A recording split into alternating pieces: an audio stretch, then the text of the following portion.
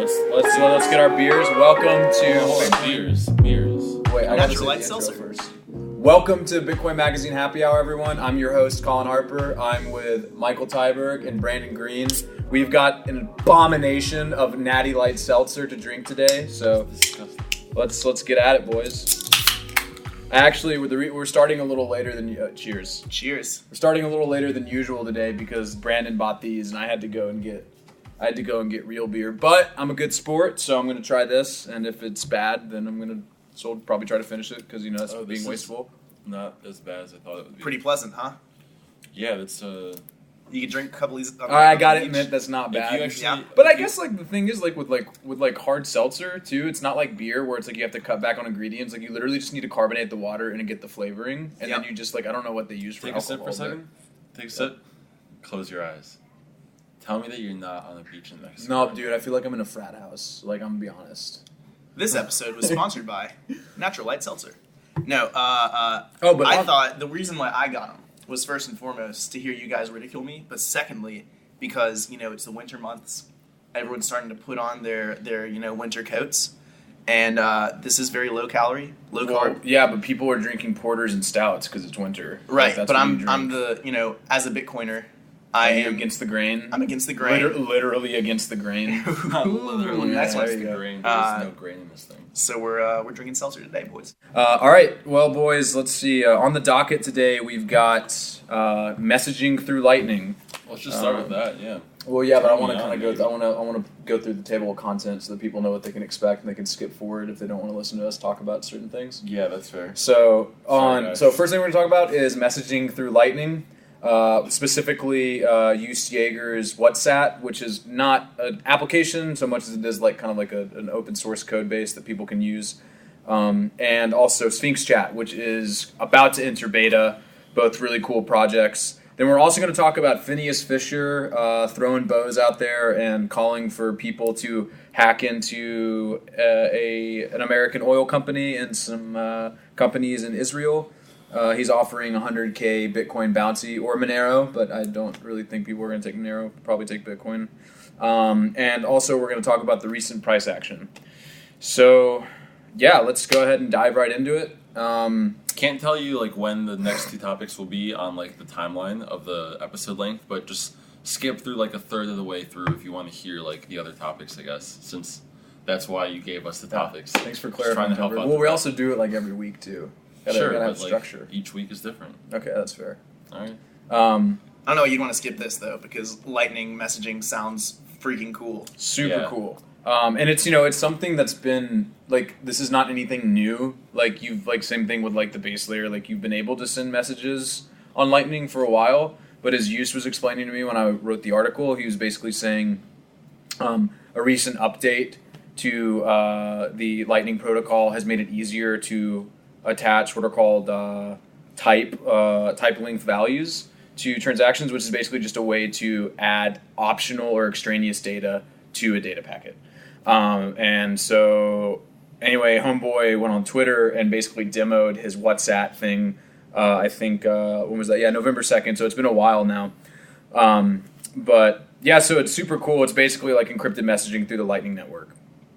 And I guess this is close to the op return, utilizing the op return in a regular Bitcoin transaction for Lightning. So what it is so the way use solution works is let's assume, for instance, that we have a private channel with each other. Then basically what we do is I would send you a payment, so a one-sat payment, and I would attach a message to it, and then essentially you would reject the payment but extract the message. So you're basically sending failed messages to each other back and forth, which allows you to, again, send the payment, but then not actually be charged for it. And then the receiver of the payment and the message can still extract the message from it. Interesting. And then Sphinx Chat, and Jaegers can do this too. It doesn't just have to be a bidirectional payment channel. They can be routed. But Sphinx Chat works a little differently in that, and I'll read you the quote from the article. Paul, I'm going to mispronounce his name. I'm so sorry, Paul, if you're listening to this. Paul Aitoa, or Aitoa, I don't know. But he says, that both apps are similar, but Jaeger's is designed to avoid fees since it uses a failed payment to deliver the message. This is currently free on the Lightning Network, so you could use this today if you had a message or a channel open with someone. But Sphinx inserts the message in the TLV and uses key send to deliver, and sender fees will apply. So for the Sphinx chat thing is like the payment itself is actually getting routed all the way to the recipient, so you're still going to have to make a payment. And so you're basically just attaching the message through the TLV into the payment. And it's interesting because, you know, if you're doing it with a channel open with someone bidirectional, then there's no need to have the payment because you could just keep, you know, sending failed payments back and forth to each other. But if you don't have a route with someone, then you're going to have to route it through some nodes. And then, you know, so like a fee market for this use case would probably organically manifest. Yeah. I mean, the two quick first thoughts that I have is like, number one, it sounds like this is going to be the real first test of like the capacity and like the throughput of the Lightning Network. Because I feel like it's really easy to start spamming messages and see exactly how long it takes to break Lightning. So that'll be an interesting thing to kind of watch for. And number two, it also sounds like a really good way to encourage people to start setting up channels with each other. Right. Because it's like, I know I need to message, you know, Colin and Michael a lot. I'm going to set up a channel with Colin, or even a channel with Michael, and we can just message back and forth from now on without having to worry about any sort of routing issues, any sort of fees being taken from routing nodes. Like, sounds like it's a much better system in terms of like private, you know, secure messaging. For sure. Yeah. And like, so did you have something you wanted to add? No, I think it's so cool. Like, this is one of those few, or it's one of the first, I think, applications that's coming out with Bitcoin and Lightning as a stack that has nothing to do with transactions. And I was saying this earlier. Like, obviously, you can think anything's a transaction, but for there to be things that you can use Bitcoin and Lightning for that have nothing to do with, you know, anything with owing someone money or wanting to send money, it's pretty badass. Yeah. And, like, this is completely anonymous, too. It's, like, the first truly anonymous messaging system. I'm actually glad you mentioned that because, yes, but there are attack vectors, just like with anything, in terms of de-anonymizing users. So really? Okay, hold on. Yeah. So walk me through. So for instance, like let's say that you have to route a payment, right? So like we don't have a channel open with each other for whatever reason, but I want to text you like, yo, bro, what's up? Like, what you doing tonight, baby? Yeah. Like if I was going to send that to you and let's say it had to be routed, let's say it hits 10 nodes on that route. Well, if 5 of those nodes are controlled by one entity, they might have a pretty good idea about who the sender and the receiver is, because basically the way this works, and the reason it's called Sphinx Chat, for instance, is because the Sphinx protocol was just implemented into, I think, all the Lightning implementations. Well, Hang on, wait. Just let me finish. Okay. So what Sphinx is it's onion routing. So, you know, it's the way the Tor network works. The way Tor network works is you have 3 different server types. Okay. And like, for the sake of simplicity, you know, there's like the first server that sends information, and then the intermediate servers, which basically only see who they're receiving information from and who they're sending it to.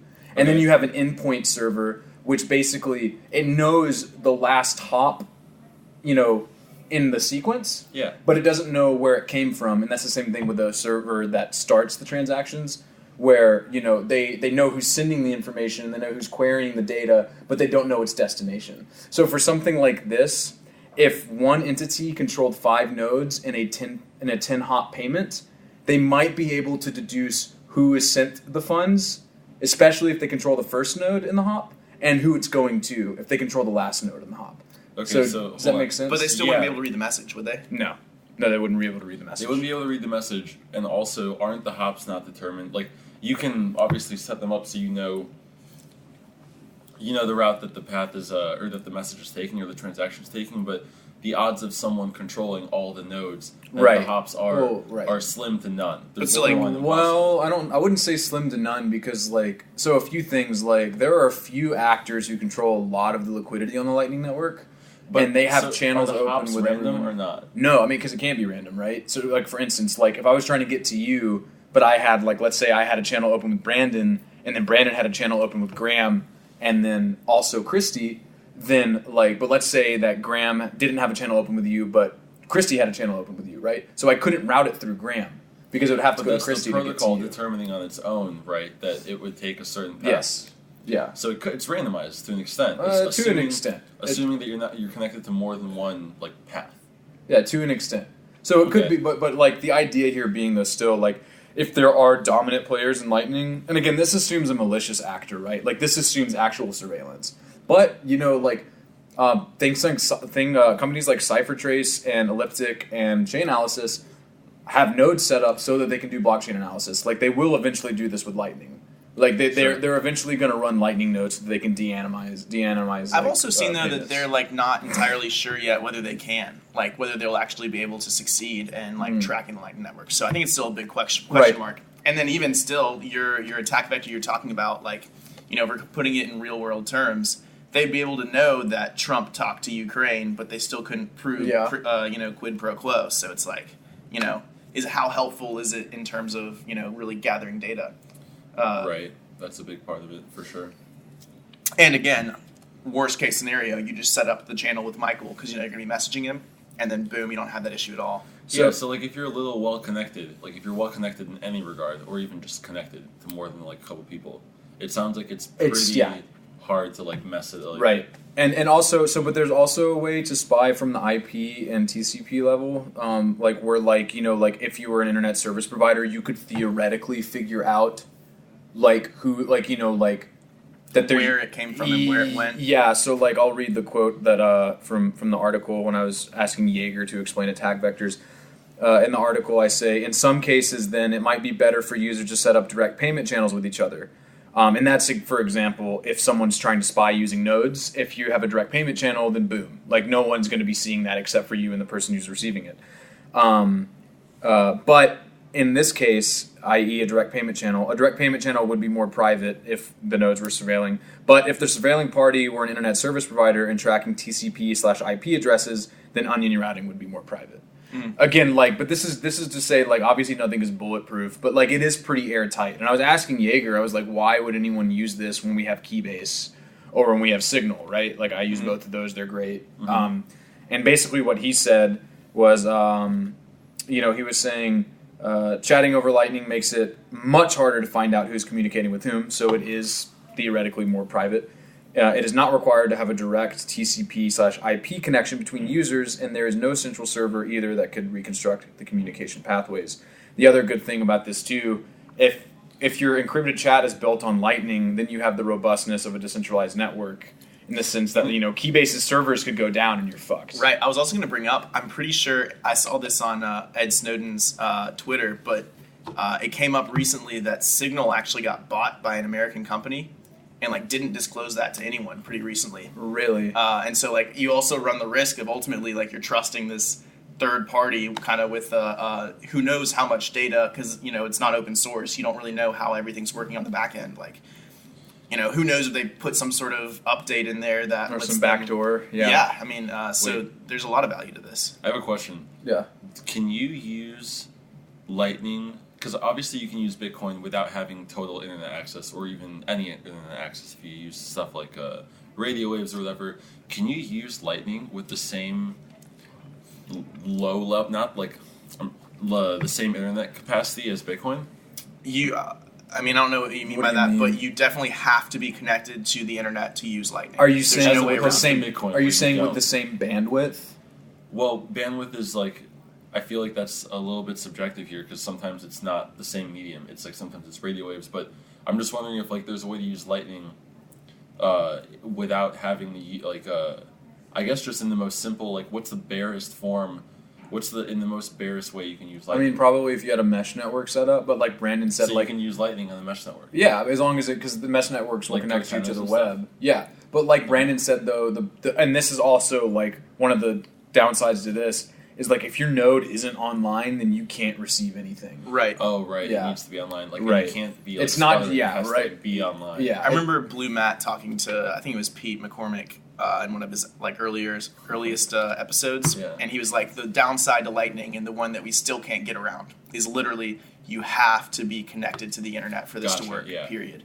So that answers my question. Yeah. Because then you have to have like a much better internet connection to use Lightning, and it can't be one of those things that you use like in a field, with in the hills with some radio antennas and stuff. Yeah, and I think it makes less sense, at least from my limited understanding. Like, it makes less sense to turn your node on, run it, and use it, and then turn it off. Like, it kind of has to be running as much as possible for it to kind of fully be benefited. Yeah, because I think you feel like every time you do that, you break the connection. Well, yeah, and plus you wouldn't want to like turn your node off anyway, because then like when you turn it back on, you have to sync the rest of the blockchain. Right. And it's just like grossly inefficient. Well, and even if like you're just traveling and like you turn it on for half an hour and then you turn it off for like 6 hours, like that's not like taking up time to download the blockchain. It's more that like I think you just need to establish those connections and stuff again, which is interesting. It's an interesting hurdle.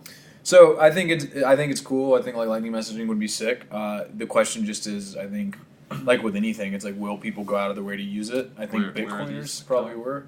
I don't know. They're in the fridge. Hey, beer man. What's up? What's going on, man? Can I get another beer? They're oh, do you No, want like he wants seltzer. some of the Zoomer beer. Fake beer. Fake Oh, beer. yeah, I thought he was neutered. What? All right, we're gonna edit that part out. How could you say such a thing about your fellow? Brandon, you good? About your fellow colleague? I'll take another one. Okay. I'm good, Graham. I'm gonna drink real beer. I thought you were a friend. But yeah, so super cool. Like, it's just a matter of like whether or not Bitcoiners or anyone will decide to use it. I definitely think edge cases are interesting though, and having like messaging on Lightning to me makes a lot of sense, especially as it comes in terms of like not just like invoicing as we talk about it with Lightning itself, but like sending like actual invoices and sending like reminders and things like that, doing push payments, all that kind of stuff. Totally. Or push notification payments. All right, so second topic is Phineas Fisher offers 100K bounty to hack banks and oil companies. That is a headline from Vice, who broke this story. And we'll just go ahead and read some of the first paragraphs so people can get up to speed.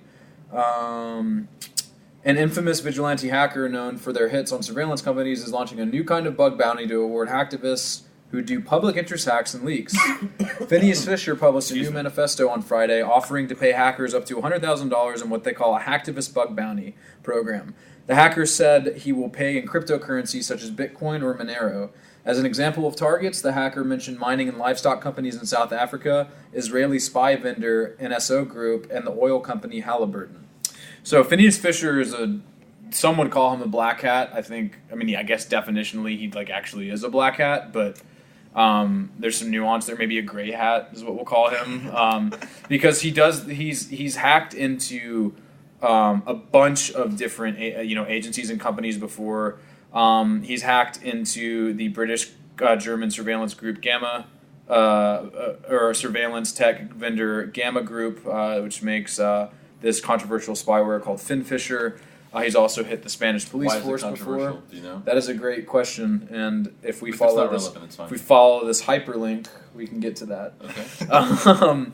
But he's also got involved with Hacking Team, which, if you guys know anything about Hacking Team, they're formerly known as Hacking Team, now known as Neutrino. That's the company that Coinbase bought out, and everyone got like really upset about it because their surveillance technology had been used to basically get like certain journalists in parts of the world killed. Right. And it led to human rights abuses with governments like Saudi Arabia, etc.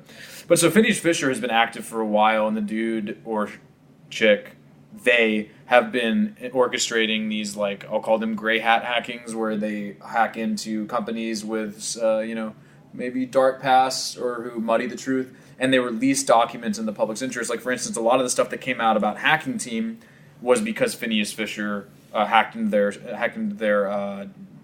their devices and leaked it all. So I think it's interesting because, as Vice says, it's like, to be clear, like, this is basically a bug bounty program that incentivizes criminal activity, which is true. But if that criminal activity is unearthing other criminal activity, do the ends justify the means here? Does it balance it out?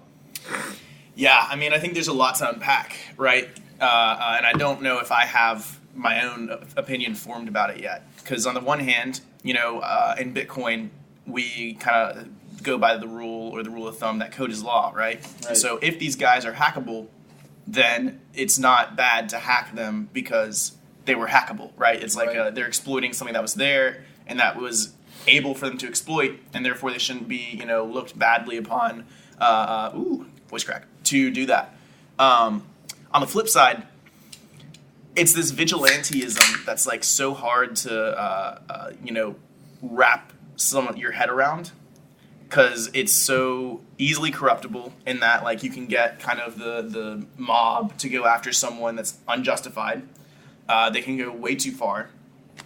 They themselves are deciding who is good and who is bad, and then like trying to dig up dirt on them. I mean, like, for all we know, and like I'm not saying this is true, but like for all we know, Halliburton could be like a very good company doing a lot of good things for the world, and like really doesn't deserve to be targeted as like a huge target to expose everything that they're doing. It's just like, on the one sense, we've gotten to the point where we basically have to let these vigilantes do the dirty work in order to expose the fraud, because we don't have enough like watchdogism left in the world. On the other hand, like, why are we relying on these guys? It's like Batman, right? It's like Batman. Because we have to. It wasn't Halliburton the name of the bad corporation in Grand Theft Auto 5. Was it? It was like it was Halliburton or Halla, it was something like that. Can you It be just sounds evil. total non sequitur? But can you be like this podcast, Jamie? Like you watch Joe Rogan? Yeah. Yeah, He's you there like, on- yeah. That's sort of. I think Graham is this. I think Beerman is this If you can be podcast. Beer Beerman. Yeah, you're the beer man. I think every podcast has like that dude that's like behind the camera that's like doing stuff. No. I'll set He's myself up not. a mic now. He's not every podcast. He is our podcast. Yeah, he's his own thing. He's like the It's- Hank. it's- He's like the Hank innovative. to our Barstool. Yeah, but so like, it's so weird to wrestle with like what we're doing here, because don't you think there's like some moral obligation that these, or a moral like fault that these that this like hacktivist group is breaking by doing this? can be, but It's it just- also could not be. Like morality falls with the many. It's the masses who define not- morality. I would say morality is more in like the eye of the person who's like committing it more. I mean, obviously everyone has their opinion, but like that's like the true justification. It's like, what do they believe they're doing? Do they think that it's like right that they're doing this, and that if they like uncover the right things, then like they did the right thing from the very beginning? Or is it like, I mean, it's all in like their own heads how they're justifying it. Well- I just don't. I think there's a moral fault here that like they're breaching like when they do this. But like, do you think Snowden had a moral fault?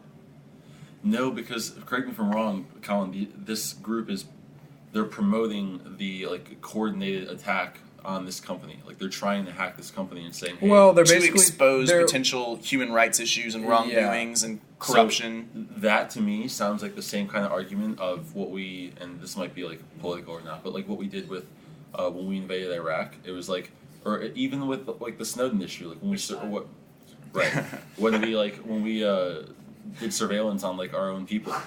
It's like, what are we doing? Why are we doing it? It's like, do we do it because we have a hunch first, and if we have a hunch, then for it's sure. okay? Or do we do it- Halliburton has been implicated in some sketchy stuff in the past, for sure. So that's why Phineas Fisher is not singling them out because Well, so it's just I- one example. yeah. But he's also I just singling don't out think the it's okay. Israeli, intelligence community, which Yeah. is like, by extension, our intelligence community. Well, America actually, I is just think- indicted for corruption. So The Israeli intelligence Yeah. community? no, the prime minister. Bibi, yeah. Bibi, not So, Netanyahu, but the- he's standing trial. The Israeli not group really tied is, to I it. think, like the NSO surveillance group is so it's a technology firm. I imagine they probably sell technology to the government. But so like it definitely does raise kind of an ethical and a moral issue. I'm of the mindset that without hackers like this, actually, like we do not actually have a legitimate lens into the inner workings of some of these organizations. And without hackers like this, I'm speaking from a journalist perspective here, like journalists don't have sources that will actually let them look into some of these companies sometimes. Like unless like a whistleblower from the company is coming to them directly, or unless a hacker is like, hey, look, I just hacked all of these documents, I've authenticated them. If you also want to authenticate them, go ahead, but here you go. Without these efforts, we actually don't always know what's going on. And I think, for instance, I think that it's pretty cool. Do we have a right to always know what's going on? I think so. I mean, if a company is, I believe with governments we have a right to always know what's going on. But do I have a right to know what Halliburton is doing with every single part of their operation? No, if you're you don't. if you're a consumer, well, let's say Halliburton's gas makes it into Shell, BP, etc. If they're selling the gas of this company, And you as a consumer really don't have any other choice but to buy this gas. You're not, maybe you're not rich enough for a Tesla. Even if you had a Tesla, like in Tennessee, they're burning the gas anyway. I'm in Bitcoin. Of course I'm rich enough to get a Tesla. Come on. But like, so like I see your point, and I hear Just your kidding, point Windmoon. about like we can't. That's the next topic. But like we can't like, we can opt out of companies more than we can opt out of the state. But at the same time, though, you're still consuming these things from this company. And this company is paying marketers and PR firms millions of dollars a year to make you think that they're the good guys. They're disingenuous. It doesn't matter. Why doesn't it matter? I don't think it matters on how much marketing they do or anything. It doesn't inherently give you a right to break into their databases and information systems to see what they're actually doing. It doesn't give you the inherent right to know the truth just because you have... Hypothetical. If a company says we don't do X, we don't, whatever you name it, like especially oil companies. Oil companies have a. If they say they don't do X, then what? If a company says we don't do this, and they're actually doing that, and then a hacker gets documents to prove that they're doing that, do you deserve to know? Because the company has lied about it. They're not accountable. Minus that second part of a hacker uncovering it, I think that every company in the world has, for public and PR reasons, and then that's the justification they use afterwards, has said, we don't do this or something, because that's the short version of saying that they do or do not do a version of something that you're making a point at. But what if it was, for instance, something like Shell, for instance, I think this was in the 90s, they funded militant groups in Africa. So that's an extremist example to of that. You're right. It makes sense there. Right, but that's what I'm saying. So, like, if that happens and like a company is like, "Nah, we don't do these things." But this is what I mean. I know you have something you want to say, but this is the exact same argument that the United States government used to basically say, "Hey, look, terrorists have used cell phones before. They've used them before. It's happened. We know that. So we're going to inspect everyone's phones. We're going to surveil everything. Basically, abuse of power." Difference being, that's the United States government, and this is one hacker. So the way that I'm thinking about it, and like this is my mental model I built, is like Batman. These guys are Batman, right? And like, is Batman a good guy? Yeah. But what made Batman a good guy? Like, he chose to be a good guy, right? And we can all celebrate Batman as long as he's being a good guy, but there's nothing stopping him from being a bad guy. And the more we kind of let Batman run, the easier it is for Batman to make a misstep and become the bad guy. And that's what we're dealing with right here. Like, maybe they're doing, like, maybe every single thing that they've done, every activist hack that they've done so far has been an objective good for the world. Okay, so... But we're still letting them do this, and they could make a really bad move for the entire world, and there's nothing to hold them accountable. And there's like we can't rely on these one-off vigilantes to be in charge of basically the moral culpability of corporations. There's got to be a better way. Who's going to do it, though? I don't know. I mean, that's a problem, right? What you're distinguishing here is that from the very beginning, like the motive behind even doing anything is good. So like that's what you're distinguishing here, and it's not even what they decide why they're doing it, like the actual person. It is what they would decide. I mean, what they decide is good. Right. I'm saying it's not even. It is obviously they decide it too, but it's what the public and like the right. So I kind of want to get to that too. So for context, Halliburton is Dick Cheney's oil company. Like, he used to be the CEO of it, and basically Halliburton. I didn't know that until just now. Halliburton profited on contracts made basically from us going to war. Saudis. Yeah, for us going to war in the Middle East. So, yeah, right? So now you're thinking a little bit differently about this. Live See, reaction. I'm not thinking differently, though, because ultimately I'm not saying that this exact hack isn't going to end up being maybe a good thing. I'm saying this entire you're worried about the process. You're worried about the implications going forward. It just makes me uneasy, and I know that you could take this clip out and you could copy it and paste it into like The Watchmen or into The Dark Knight or into like all these different things that literally wrestle with this exact topic. And I'm no more insightful than they are, writing the show where they spent years thinking about this one topic.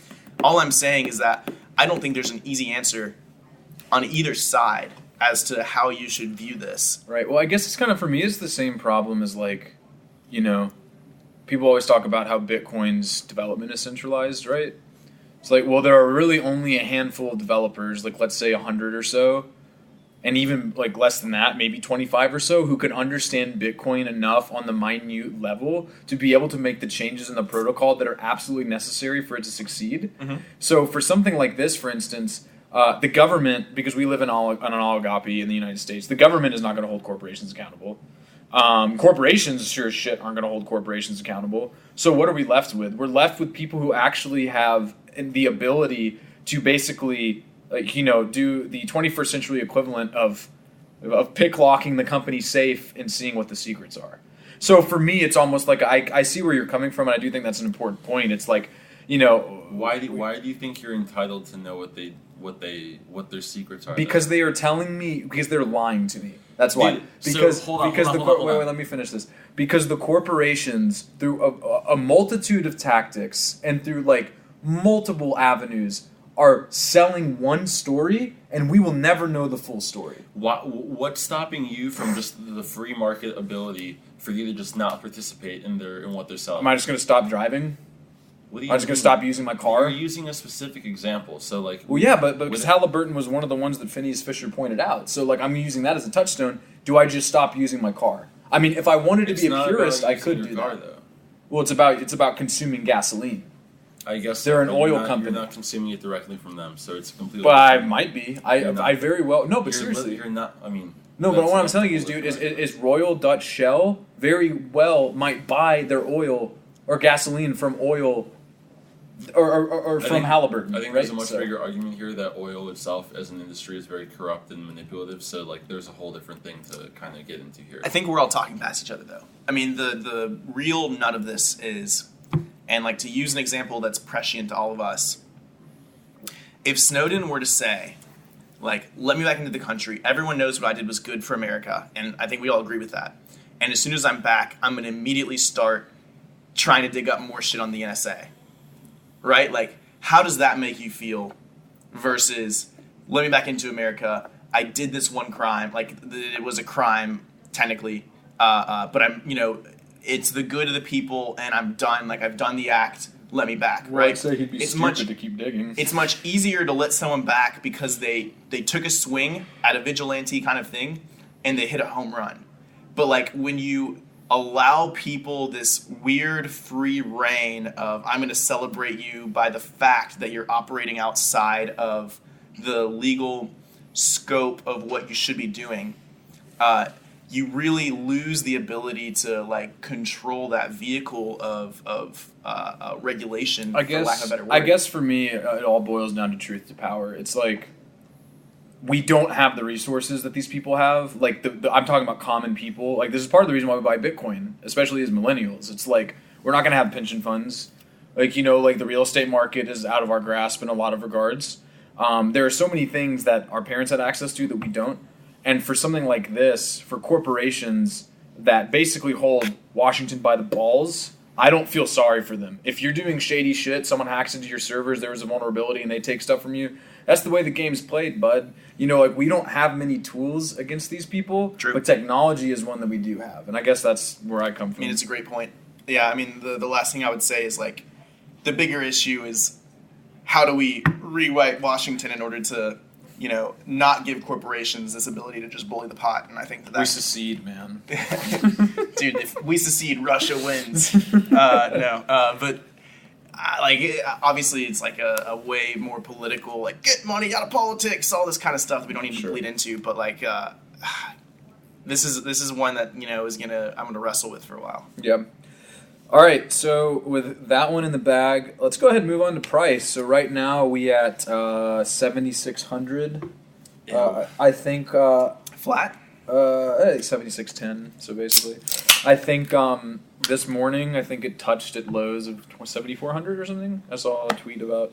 Yeah, sure, something around then. But so I mean, I don't think this is really that much of a surprise. I think anyone, unless like there was a random BART up, I think anyone looking at the chart for the past, really for the past month since we made that leap up to 10K, it's just been going down, step down. But reactions, thoughts. So from the angle of like someone who has like a bunch of people who, I guess there's a lot of people that like text me like regard to my opinion about what's going on. And these are people who like are friends from home or like friends or parents of friends. So just complete people who are just interested in Bitcoin because they're interested in Bitcoin, and like they don't really they're just getting into it from different angles. But it's kind of interesting to explain or like try and find reasoning, because obviously there is no real reasoning behind like any price moves. But it's interesting to find reasoning for things like this, because at the end of the day, I think the ultimate answer that I end up giving to basically everybody that asks is there is really no answer. Bitcoin just went down because a lot of people sold it and a lot of people didn't buy it at the same time. But then like you get really if you want to get really nuanced in it, and you go on Twitter and you listen to some people who actually like know what's going on, there's always like different reasons that you can pull from different like parts of the industry. Like this time someone said that someone sold almost 20,000 Bitcoin on Binance in different sells. And then someone else is saying that, that was part of minor capitulation, but it really hasn't been, because it's not nearly the amount that we saw miners selling at when we broke that floor at 5,800 last June. So it's just interesting to see like when the price moves like this, ultimately like, and I know Marty Bent, who has like a really awesome newsletter, he has not talked about the price. He even said this like a couple days ago, but he hasn't talked about the price in, I don't think, ever in his newsletter. And it's for reasons like this, because there's really no reason you can like attribute to this. People trade Bitcoin, like some people have their reasons for selling, buying. So it's just funny to see stuff like this, and there always needs to be an explanation, but there usually isn't. My take is, I agree with what Mike's saying here, but first and foremost, Bitcoin takes the path of maximum pain. And if you look at when Bitcoin broke all-time highs going into the bull run in 2017, when it broke all-time highs, almost no one was paying attention. It like 1,000 or 20,000? No, 1,200. 1,200. 1,200. Like when it broke that all-time high of the last bubble, no one hardly noticed, except for a few people who were still paying attention to this space. Why did that happen? Because there were so many like flashes of hope that Bitcoin then busted through and kind of defeated people, that like they were worn out and they weren't ready to be hopeful again. And then it slowly just crept up to all-time highs without anyone noticing. That's the path it's going to take once again. And but you could see even when we had this jump at the beginning of the end of last month, where we jumped up to 10K. Once again, there was a lot of people who were like, "Oh, here we go!" We're about to go up. This is the last time you will see Bitcoin under 12. Yeah, the classic hodl not tweet, right? But as long as there's still that majority active market participant sentiment of here we go, Bitcoin's gonna continue to make you hurt. So it's about patience, and it's about hodling, and it's about knowing that ultimately the market works so that there's gonna be another bull run, probably in tandem with the halvening, and it's an inevitability of the market. But don't try and outsmart yourself going into it and trying to get that extra 20% profit, because it's just obviously this is no trading advice, right? No financial advice, but Bitcoin's bigger than what it's priced in the past month, and so it's you just gotta understand that there's bigger things at play here than just what it did today. It's what it did in the past 2 years. So you're saying, because it's interesting, because I have this opinion that I've slowly been coming to grasps with, but depending on the amount of eyes that people have on Bitcoin, it's the majority of people weren't paying attention last time when they broke 1,000, right? Mm-hmm. This time, I think we can all agree that a lot of eyes, not that many, still not that many, not that many eyes. Not that many. We're already down to a very few amount of eyes.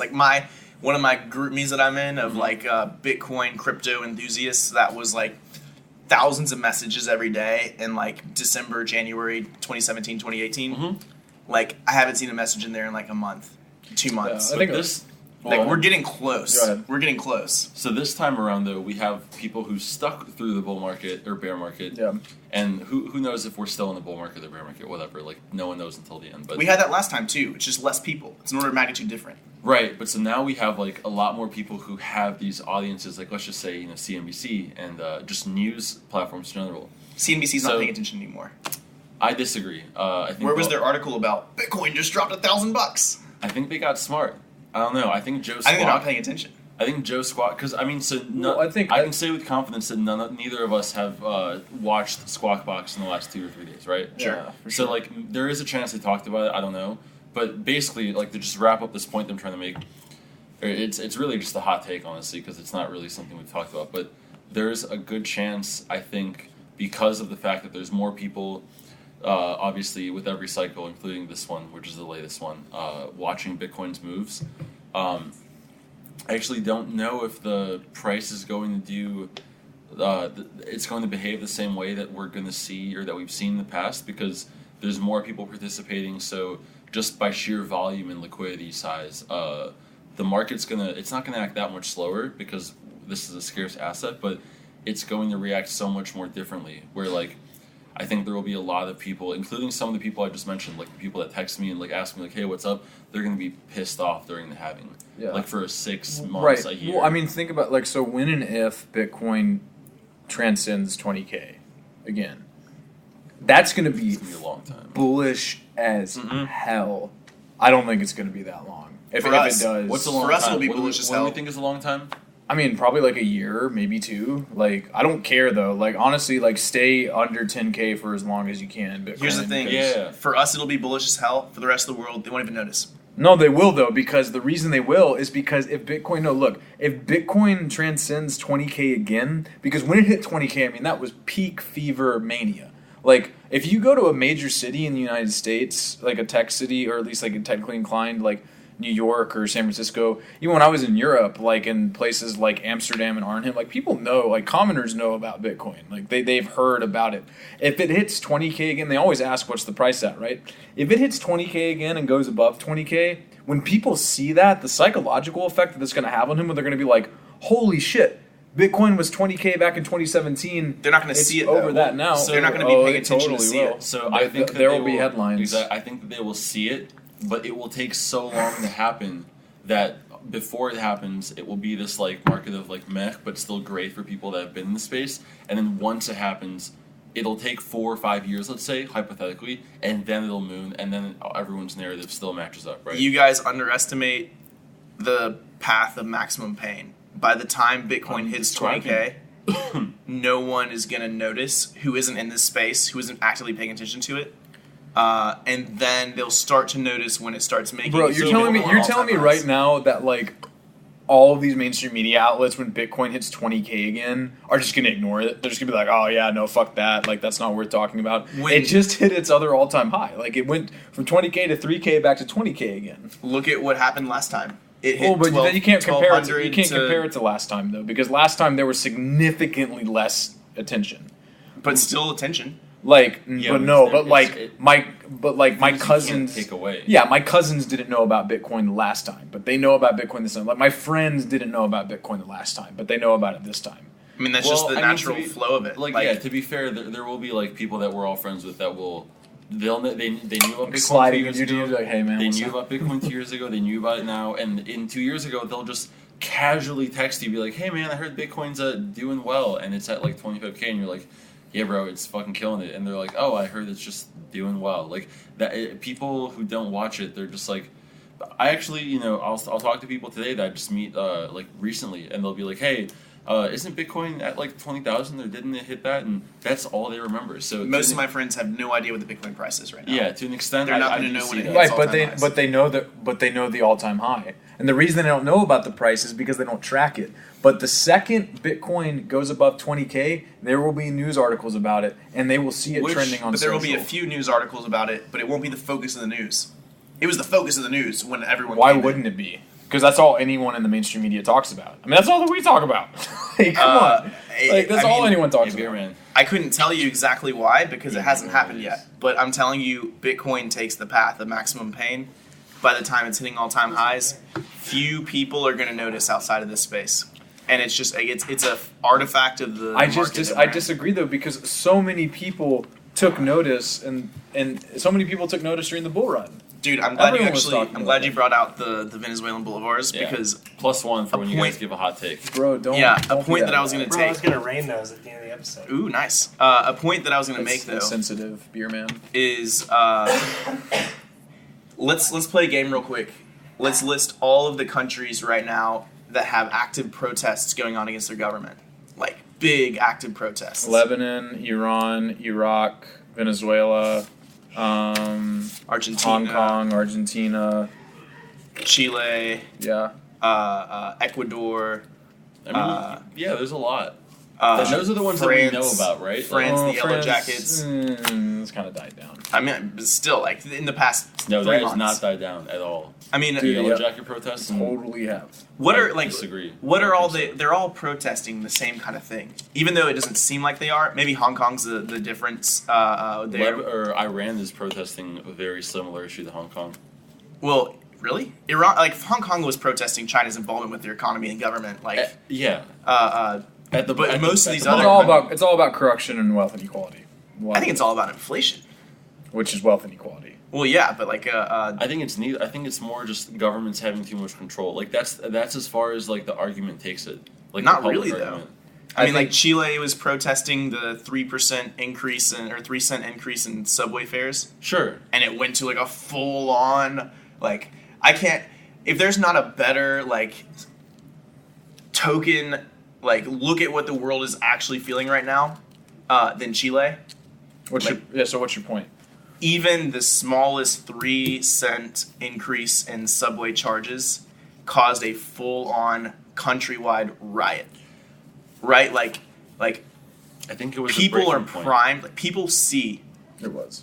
an inequality. Dude, that's pretty sick. People like can sense the inequality, even though they can't put their finger on it. That somehow the rich are getting richer and they're not getting richer. And the reason why, and like Ray Dalio had his good piece coming out recently about this too. But like we're seeing inflation, we're seeing it in America. We're just not seeing it through the right lens. Inflation is happening through the price of assets. It's not through the price of consumer goods. It's the fact that houses cost more to buy. It's the fact that stocks cost more to buy. Like the ways by which you save, the ways by which your The net bar, worth the grows. access is the bar to access is becoming increasingly higher. Yeah. Right. Like, how do I, without Bitcoin, in America today, as a millennial, fresh out of college kind of guy, Gold. like, how do I store my Gold. store my wealth? That's literally the only thing is gold or Bitcoin. Yeah, but like honestly, I dude, can't afford a house. I don't know how to fucking buy gold tomorrow. Yeah, I know. Literally, just are you shitting me? You're a millennial. Just Google buy gold. Like it's not No, difficult. like yeah, that's how you Go to a pawn shop. Okay, I guess that's how simple it is. but What if I buy gold with? hey, Go home. uh, Shh, don't tell your wife. But yeah, it's like everyone's saying like inflation isn't happening, right? Everyone's saying inflation isn't happening. Everything's fine. Like, look at us. Somehow we have this money market theory where we can keep printing money, and like we're not going to have inflation in the market. Everyone's going to be fine. It's no, it's not, because inflation's happening in the ways by which people like retire and are able to like not worry about their next paycheck and live month to month. And it's like that's the thing that people aren't realizing, is that that's where these protests are coming from. It's not the fact that like the subway It's the breaking costs point. 3 cents more. It's the breaking point. It's that the subway costs 3 cents more, and we still don't have a freaking way to like save money in order Yeah. to like absorb that cost. It's the breaking point. Alright, Sure. so what's your point as it relates? Inequality. Yeah, It's mostly inequality. Well, But it's not even inequality. Yeah. It's like it's inflation. like, it's which Plan is, B. which leads to inequality. It's so Plan we're all B. saying the right, same thing. right. But it's like these people that have right now they have no other option. So it's like they've been dealing with this for so long, and this is finally the breaking point where they're like, okay, like stop. Like there's no more that we can like take with this because we don't have a plan B. For sure, but what was your point with that with Bitcoin? Well, Or with like the price stuff. that don't be too worried about like Bitcoin's next bull run, because these are the market forces that are going to move the next one. Right, which is It's- another reason why I think people are going to pay attention. So I'm kind of confused why you were saying they wouldn't pay attention, because it kind of sounds like you're saying that they should pay attention. They should, but they won't. It's just they won't. Well, I mean, that's why we gotta evangelize, y'all. Well, I mean, yeah. I mean, that's our job, So, right? We're Bitcoin Magazine. We gotta teach everyone about what this thing is. The funny thing about all of this is that Bitcoin's value has never, ever, ever fundamentally been driven by how much the media pays attention to it. It's just it's pieces of the world realizing that there's... I disagree in the sense that if you saw, what you did see, when Bitcoin was just ripping in November and December. Right. But when Bitcoin was ripping in December, that's why I said November, primarily. Yeah, right. But yeah, that's a good point. So that's what I mean. Like November, basically half of 2017 was what you're talking about, which is like the media helping something where they're just pumping the price of a scarce asset, and it just got so many people in. But in general, from 0 to 10,000 or 0 to 1,000. 0 to whatever market cap you want to put in Bitcoin to make it more like a smooth number, that value appreciation has never been due to marketing, media. Because, I mean, how is it created? Mailing list. How is it invested in? Mining. And just all these different things that people assigned value to it and invested in it based on what it did, not what the media said. The media causes the bubbles. The bubbles, yeah, absolutely, yeah. It causes the bubbles and the crashes, the whole cycle. The media helps those. It's the human herd mentality that. But it also hurts everyone else because now they're buying into a bubble. I mean, the media is human, so the media just feeds into a human thing that we all have, which is I mean, let's all be honest. When Bitcoin was at 10,000 in June in the conference, I think we all thought that that was the next wave. Let's go. I mean, I don't think anyone was screaming in the office let's sell everything right now because we're for sure good. You can't tell that much. You can tell. It's hard. It's hard unless you zoom out, and it's hard to zoom out, and especially when things are going well. It's hard to think for yourself too, especially in an industry like this. Mm-hmm. You have all these people, and that's one of those things that I like and don't like about Twitter right now, because the best people who come up with their own opinions and their own moves and obviously not obviously, but sometimes look better in retrospect. They don't bounce their opinions off people on Twitter and gauge their opinions off that. It's it's hard when you're in an echo chamber, I guess, especially if you're trading. For sure, bro. We are definitely an echo chamber. All right, and on that note, I think that's a good stop. Wow, that was so cool. Was it cool? A bad radio. I just threw a bunch of fiat in there. All right, well, anyway, I think that rounds out this week's episode.